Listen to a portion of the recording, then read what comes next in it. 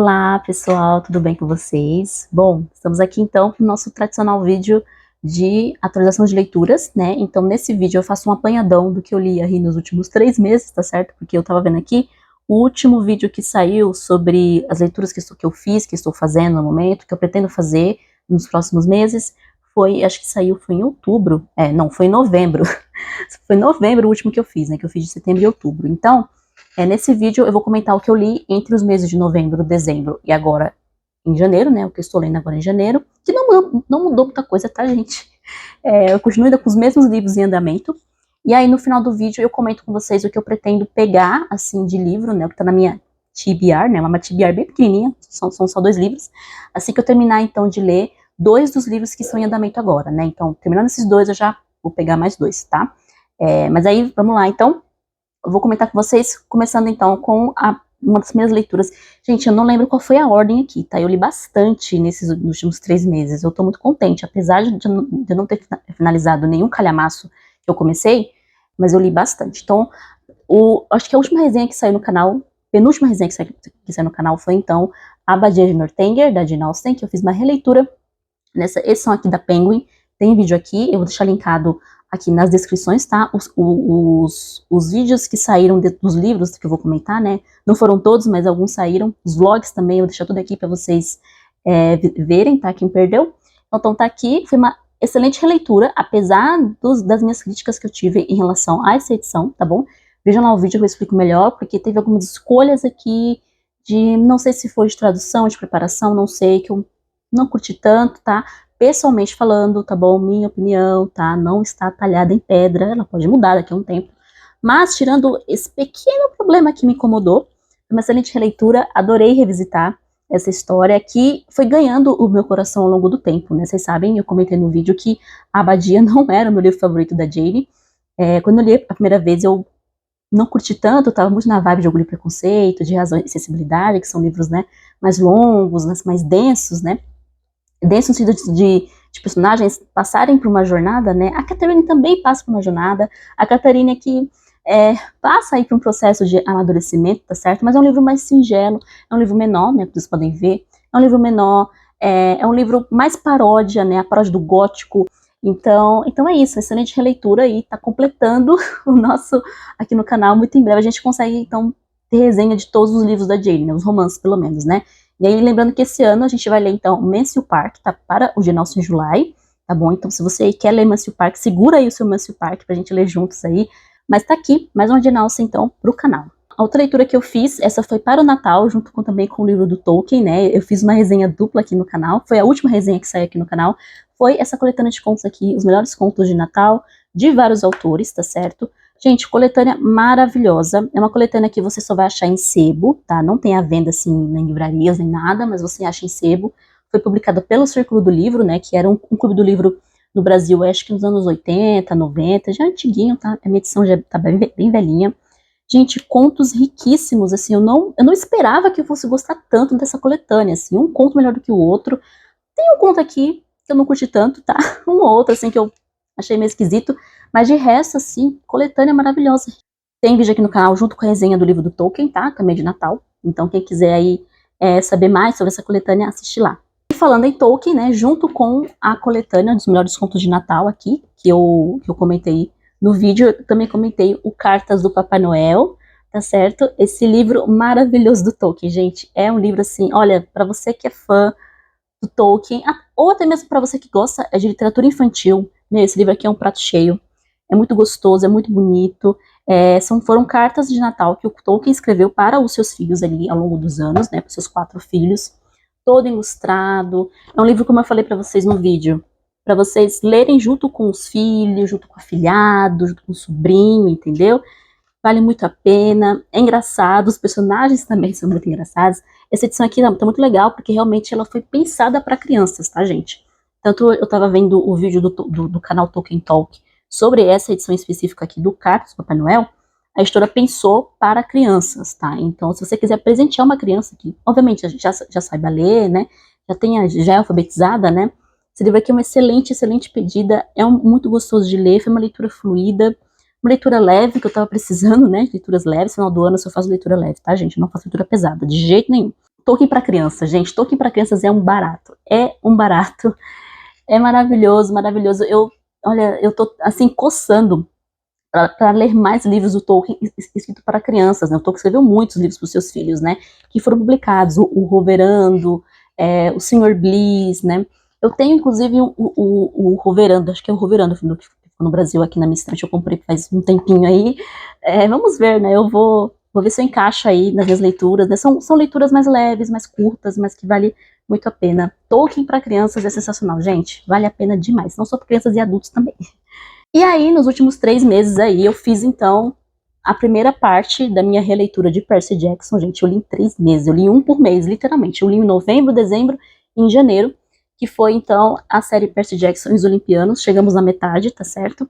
Saiu o vídeo do Ladrão de Raios, em novembro, exatamente na semana do meu aniversário, tá certo? Lembrando que os vlogs, na verdade, não são vídeos corridos, tá? São vlogs de leitura. Então, vocês foram me acompanhando aí, desde quando eu comecei a ler até o meu, ou quando eu terminei de ler. Então tem spoilers, eu vou comentar coisas importantes do enredo, tá? Então assistam por conta e risco, tá certo? Se você não se importa.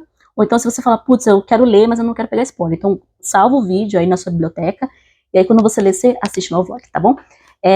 O Ladrão de Raios é sensacional, gente, uma excelente abertura pra série. É uma série que, apesar dos livros serem um pouco longos, tá?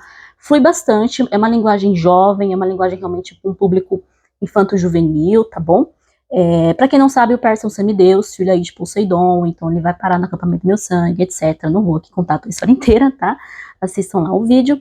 Muito bom essa minha releitura do Ladrão de Raios, excelente pedido, engraçadíssimo, gente, morri de rir. Envelheceu bem esse livro, tá? Esse livro já tem quase 20 anos, né? Daqui a uns 2 anos faz 20 anos que foi publicado o Ladrão de Raios, né? Então passou rápido, né? Depois, em dezembro, acho que no final de novembro, começo de dezembro, eu li o Mar de Monstros, também fiz vlog pro canal. O Mar de Monstros é um pouco mais leve, um pouco mais leve não, um pouco menor, né, em comparação com o Ladrão de Raios, né, toda aquela construção de mundo, tem vlog também.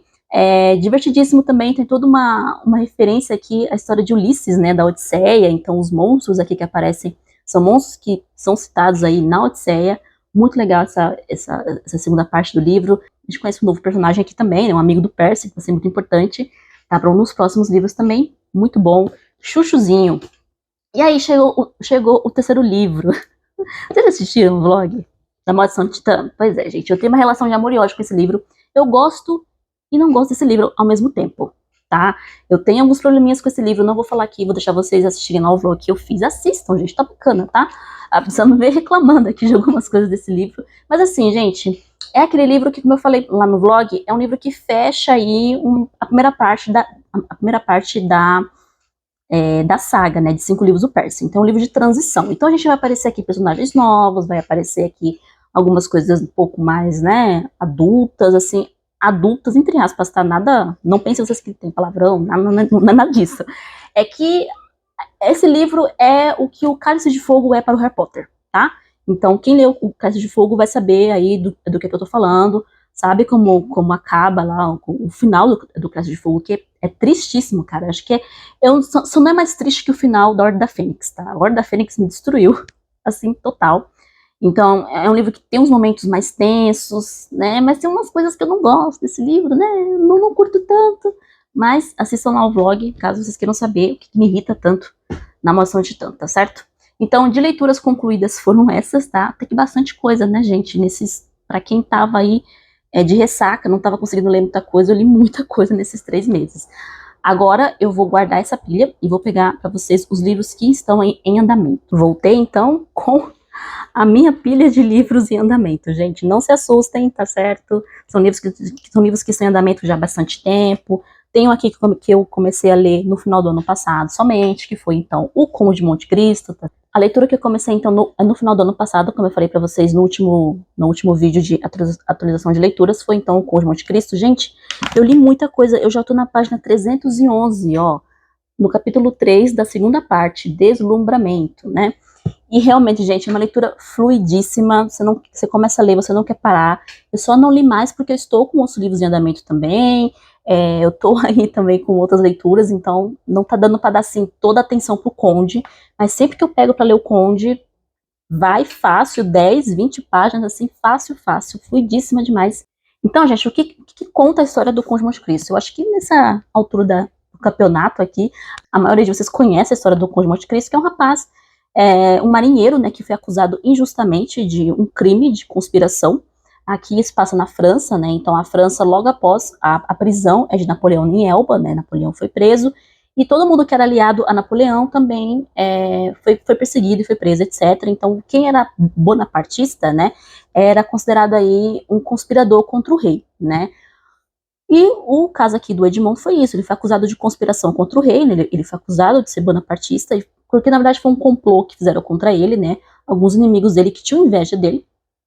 O Fernando, que era primo da Mercedes, que era sua noiva, se uniu com Danglars, né, que era o seu contador ali do navio, onde ele trabalhava como, eu não lembro agora qual era a posição, né, mas ele trabalhava naquele navio, ele não era capitão ainda, ele poderia se tornar capitão, e aí então, e tinha um outro cara, que eu esqueci, é o Cavarousse, uma coisa assim, um nome francês lá, que dizia que os três acabaram ali meio que fazendo um complô para que o Edmond fosse preso, e o Edmond foi preso realmente, tá?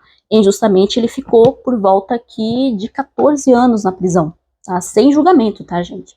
Isso também porque não só esses três aí conspiraram contra ele, mas também o Villefort, né, que era aí o procurador do rei, né, o representante do procurador do rei, que a carta que o Edmond carregava, né, essa carta ela entregava aí também o pai desse mesmo Villefort, né, então o Villefort, para proteger o pai e o nome dele também, né, para também não ser acusado de conspiração, ele acaba levando o Edmond à prisão. E basicamente o resumo da história é essa, tá? Esse aqui é o que tá escrito aqui em qualquer sinopse do Conde de Monte Cristo. Mas agora eu vou comentar uma coisa que pode ser um spoiler, tá? Então se você não quer saber, pule aí os próximos minutinhos. Eu tô na parte, gente, que ele finalmente chega, então, na Ilha de Monte Cristo, logo após quando ele foge, né, do castelo de If, se fingindo de morto, né, então ele conheceu o Abade Faria, e o Abade Faria o ensinou tudo o que ele precisa saber sobre a vida, né, ele não só passou conhecimentos formais de línguas e ciências e essa coisa toda, mas ele realmente abriu a cabeça do Edmond. Era um rapaz muito ingênuo, muito ignorante, né, ele só entendia do mar, ele só entendia de navegação, mas os outros grandes conhecimentos do mundo, né, literatura, história, filosofia, tudo isso, o Edmond, ele não conhecia, ele era realmente ignorante, e o Abade Faria torna-se esse mestre aqui. É quase que uma jornada do herói, se a gente for parar pra pensar, né, porque o herói sempre tem que ter um mestre, e aí quando esse mestre sai de cena, o herói então tem que partir pra ação, tá, gente? Então é o que vai acontecer. É muito bonito esses capítulos com o Abade Faria. Realmente o Abade Faria se torna um pai pro Edmond. O Edmond vê, né, realmente o Abade Faria como essa figura paterna que ele perdeu, né, que o pai dele vai falecer logo após a prisão dele, né, o pai dele não aguenta toda a situação e ele falece. É o Abade Faria também que vai explicar para ele que, olha, você caiu numa conspiração, conspiraram contra você, te usaram, né, e infelizmente também, quando o Edmond dá conta disso, né, porque ele era tão inocente, né, ele achava que ele ia sair dali, sei lá, daria uns dias, né, no castelo de If, que ele tava numa masmorra, gente, uma prisão, assim, horrível, ele fala, olha, eu vou me vingar, quando eu sair daqui eu vou me vingar, e aí se planta-se no Edmond esse sentimento de vingança, né, que é o que ele vai fazer quando ele sai, e o Abade Faria deixa uma herança para ele, fala assim, olha, decora esse mapa, porque na Ilha de Monte Cristo existe um tesouro, de uma antiga família italiana, que foi escondido ali, né, que é o tesouro do Cardeal Espada, né, e aí o Edmond decora, e de início ele não acredita, né, muito na Abade Faria, né, porque a Abade Faria era considerado louco ali, na prisão, né, porque ele falava desses tesouros aí da Ilha de Monte Cristo, mas o Edmond, por carinho ao Abade, então fala assim, tá bom, eu vou decorar o mapa, né, eu vou guardar na memória, para quando eu me libertar, eu procurar esse tesouro, né, eles tinham um plano de libertação, os dois, porque eles não estavam juntos na mesma cela, né, o Abade Faria estava fazendo um escavamento ali pelo castelo, né, porque imagina que é aquele castelo de pedra, né, construído sobre pedras e rochas, né, então tinha muita terra também, muita areia por baixo, ele estava tentando cavar um túnel para sair no mar, né, porque o castelo de If, a saída dele é direto para o mar, só que nesse meio escavamento aí ele acaba então caindo na cela do Edmond, e é assim que eles se conhecem, né. Se não me engano, acho que eles passam uns 4, 5, 6 anos mais ou menos ali juntos, né, até a morte então do Abade Faria. Na morte do Abade Faria, o Edmond tem então essa ideia, esse plano, que é uma das cenas assim, que você fica com o coração na mão, gente, você fala, puta merda, vai dar ruim isso aqui, cara, que ele troca, né, que ele acaba trocando de lugar com o Abade Faria. Então a Bate-Faria fica na cela e o Edmund se finge morto. E aí, isso, ele é jogado no mar, etc. E vai parar, então, no navio dos contrabandistas, que ele acaba trabalhando para esses contrabandistas aí, que eles fazem trocas de especiarias. E um belo dia, então, eles precisam parar na ilha de Monte Cristo.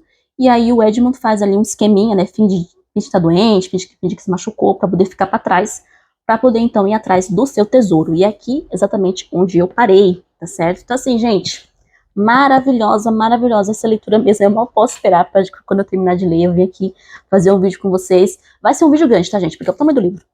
É muita coisa para comentar, então vai ser um vídeo grande, tô bem ansiosa, mas tá uma delícia por enquanto, estou me divertindo aqui. Me divertindo assim, né? Vocês entenderam, né? Com essa leitura do Conde de Monte Cristo, tá? Maravilhosa mesmo, tem tudo assim para ser a melhor leitura, talvez uma das melhores leituras do ano, tá? Essa leitura aqui do Conde, sensacional. Só que é grande, né, gente? Então eu vou levar um tempo aí lendo ainda esse livro, tá certo? Ainda falando dos livros de ficção, eu estou aí na reta final de A Ladeira da Memória, do José Geraldo Vieira. Nessa minha releitura aqui, gente, como é bom reler livros, tá? Apesar de eu não fazer muito tempo que eu li esse livro, é muito bom você revisitar uma história que te marcou, como eu falei para vocês no último vídeo de leituras, né? Esse livro aqui é um dos meus livros, é o meu livro brasileiro favorito, né? Junto com O Ciranda de Pedra, da Lídia Fagundes Telles, tá? Meu romance brasileiro favorito, assim, disparado. Romance bonito, escrito bonito, os personagens são marcantes, tá? Mas é triste, tá bom? É triste, então não vá achando assim que é uma história fofinha, não é. O José Geraldo Vieira foi um puta escritor, tá, gente? Uns detalhes da obra que passaram para mim despercebidos, assim, que eu li, mas eu não me saquei, né? Ele vai contando para você o que vai acontecer com os personagens o livro inteiro. Então, se você prestar atenção, você já vai saber o final da história.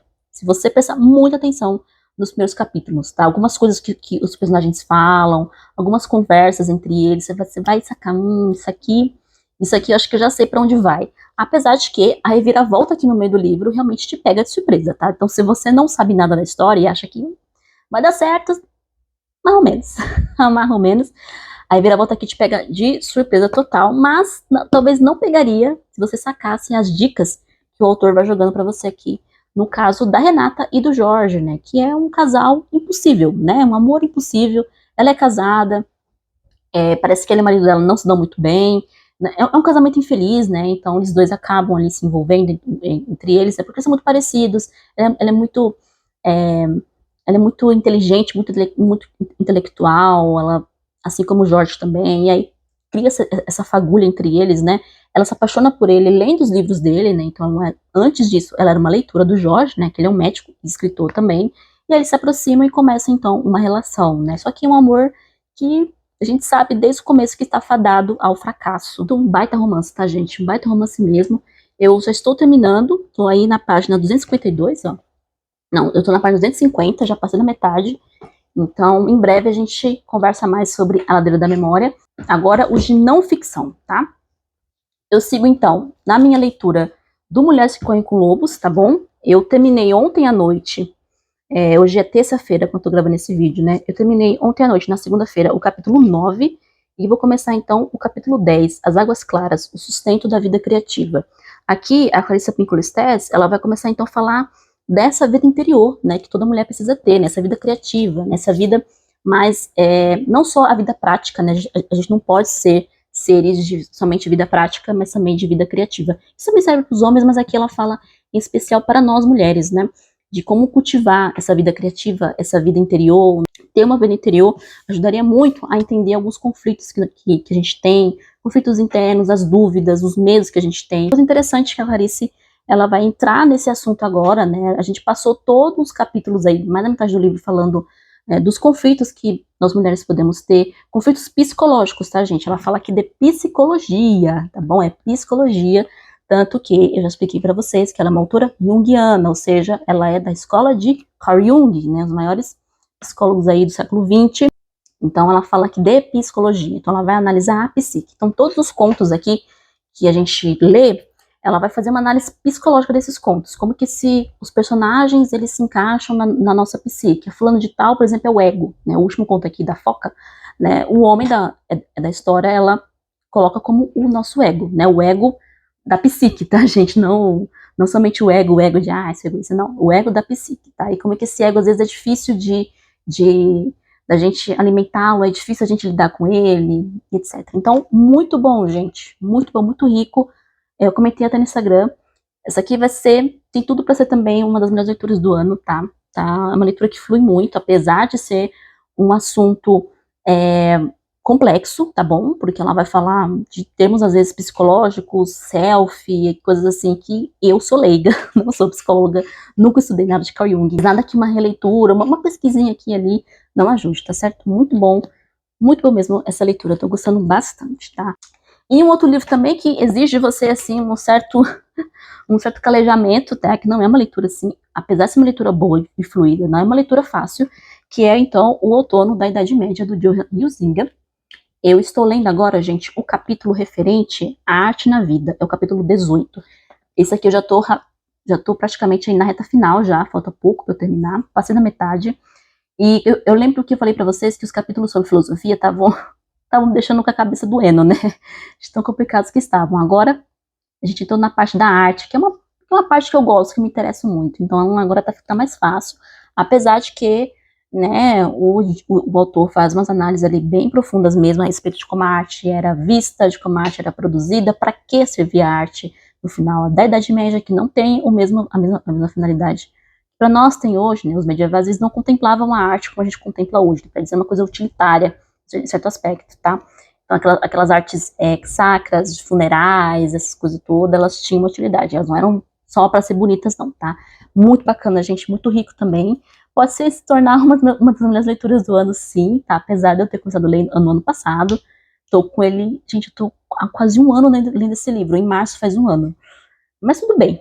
Como eu falei para vocês, sem pressa. Também não tenho pressa de terminar o Conde, não tenho pressa de terminar o livro da Clarissa, não tenho pressa de terminar o Outono da Idade Média, tá?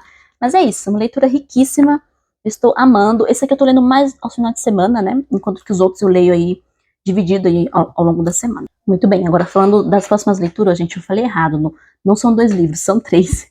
São 3 livros, porque eu esqueci do 4º livro do Percy Jackson. Então a gente vai continuar a leitura aí do Percy Jackson com o 4º livro, A Batalha do Labirinto, que é um dos meus favoritos. Esse livro é muito bom, gente. Eu acho ele, assim, fantástico.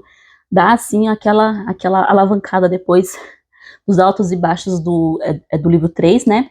Então eu vou encaixar essa leitura aqui. É uma leitura que eu consigo fazer mais de boa, assim, à noite, pelo Kindle mesmo, às vezes. E aí, eu pretendo, então, encaixar essa leitura desse livrinho aqui, que é curto, né? Que eu já mostrei para vocês no vídeo de meta de leitura, né? Eu mostrei, então, esse livro do Albert Mangel, O Leitor como Metáfora, O Viajante, a Torre e a Traça, tá bom? Eu pretendo colocar aí nas próximas leituras, assim que eu terminar de ler ou A Ladeira da Memória ou O Outono da Idade Média, né? Então eu vou encaixar esse livro aqui, que ele é curtinho, então vou ler bem rapidinho. E aí eu faço o vídeo e a gente comenta mais sobre mais um livro do Alberto Mangel, um autor que eu gosto muito. E por fim, assim também que eu terminar de ler um dos livros que eu estou lendo, tá certo? Eu vou pegar então essa biografia da Audrey, que eu também já mostrei pra vocês, eu acho que no meio de metas, no vídeo de book haul, também que eu fiz o último, certo? Eu vou encaixar, não é muito longa, mas é em inglês, né? Então, em inglês eu leio mais devagar, certo? Mas não tem problema, devagar se chega ao longe, né? Como diz o ditado. Então tá aí, eu tô querendo muito ler essa bio. Esse ano faz 30 anos da morte da Audrey, então eu acho que chegou a hora, né? Como eu falei pra vocês, eu tava com muita vontade de ler. E é isso, gente. Então é isso, gente. Essas foram, então, a minha atualização de leitura dos últimos meses, tá? Os livros que eu estou lendo, os livros que eu li, os livros que eu pretendo ler futuramente. A gente se vê, então, em breve. Eu acho que a próxima que vai sair pode ser sai lá pro finalzinho de março também de novo. Aí eu volto aqui, comento, então, como é que foram as leituras, faço esse apanhadão, esse resumão dos últimos vídeos no canal também, tá certo? Então, é isso. Um beijo pra vocês e até mais.